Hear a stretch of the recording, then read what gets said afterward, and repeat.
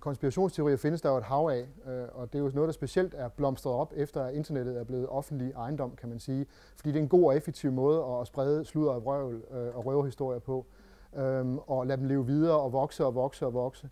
Men grundlæggende set, så kan man sige, at de har en UFO-myte, som i den moderne form stammer tilbage fra tiden lige efter 2. verdenskrig, fra juni 1947, hvor man altså har fået den her idé, at intelligensvæsener, som er mere teknologisk udviklet end os, kommer flyvende i deres rumskibe, deres flyvende tallerkener og besøger os her på jorden.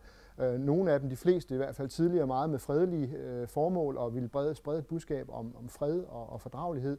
Og i senere år mere en tendens til, at de ligesom nærmest bruger os som forsøgskaniner og underkaster os forskellige undersøgelser, når de har bortført os. Så en tanke om, at der er altså et eller andet, der sker bag kulisserne, som vi ikke rigtig ved. Noget, som måske nogle af verdens regeringer er involveret i på en eller anden måde. Det er sådan den overordnede ramme for mange af de her konspirationsteorier.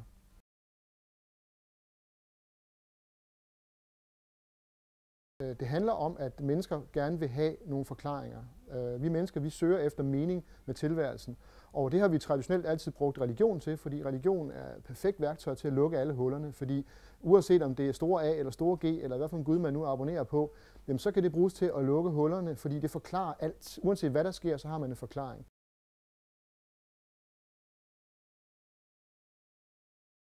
De traditionelle religioner, jamen de er blevet udfordret i nyere tid, og der er kommet en New Age-bevægelse, som har ligesom gjort op, og man har brug for noget til at sætte det i stedet for. Og der har UFO-myten været kærkommen, fordi man kunne bruge de her rumvæsener som alternative, kan man sige, folk, der kom som frelsere, eller i hvert fald som minimum som profeter.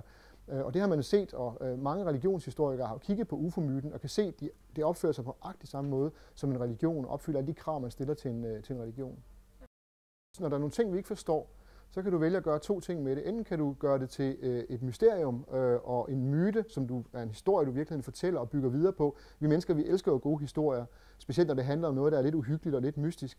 Eller du kan gøre det til et mysterium, som du betragter som en gåde, der kan løses. Det, som videnskaben prøver at gøre. Og nu skal man jo ikke tro, at videnskaben det er svaret på alting. Men man siger, det der med myter og historier, og det der med at skabe en historie, som skaber nogle sammenhænge, som ikke nødvendigvis er reelle, det er jo den helt forkerte måde at gribe det an på. Videnskaben kan jo ikke forklare alt, så det vil den aldrig nogensinde kunne.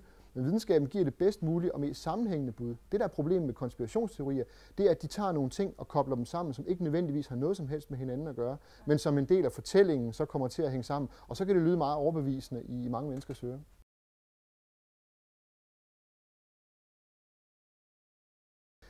Den der civiliserede adfærd, som vi jo bryster os af, det er i virkeligheden meget, meget tynd skal, og der ligger altså der ligger angst, der ligger frygt for fremtiden og sådan noget, og gemmer sig lige under, og kommer der sådan nogle voldsomme ting, som virkelig rykker ved vores syn på os selv, jamen, så kan det få os til at opføre os som de dyr, vi i virkeligheden er. Ja. Tror du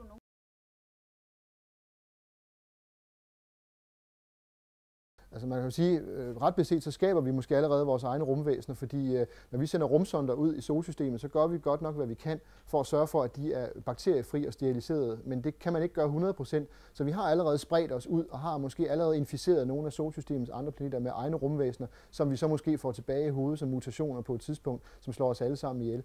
Men det er jo så bare en tanke, som kan blive til en konspirationsteori. Tak. Det var sådan set min runde. Tak skal du have. Selv tak.